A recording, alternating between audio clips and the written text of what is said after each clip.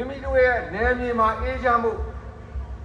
ဒီဖရားရဲ့တကိုးတော်ခိုလုံရတယ်ဆိုတဲ့ကံတဲ့ဟာလူတိုင်းရတာမဟုတ်ဘူး။ဒါကြောင့်မို့ဦးဇင်းတို့ကလည်းပဲလာရောက်ပြီးဒီလိုလှုပ်ပေးတယ်ဆိုတာသိန်းပေါင်းမြောက်များစွာ4650ကိုဒီလိုလှူဒန်းပေးတာသိန်းပေါင်းဒီမှာကနေ့လူရေးတန်းရေးဒီမှာပြင်ဆင်ရေးစရိတ်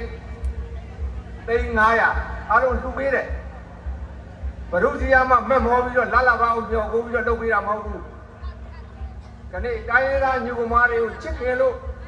ဒီလိုလုပ်ပေးတာပြန်ကြည့်ပေါ့ဦးစင်းလည်းမွန်ပြည်နယ်သားပါ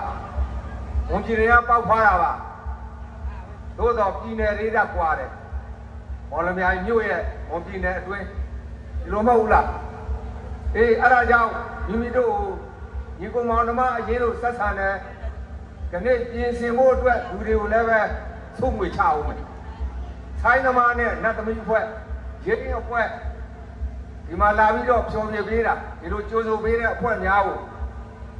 ပြီးသွားရင်အားလုံးမိမိတို့စုကြေးအားဖြင့်ဒီလိုပေးသွားအောင်ပါ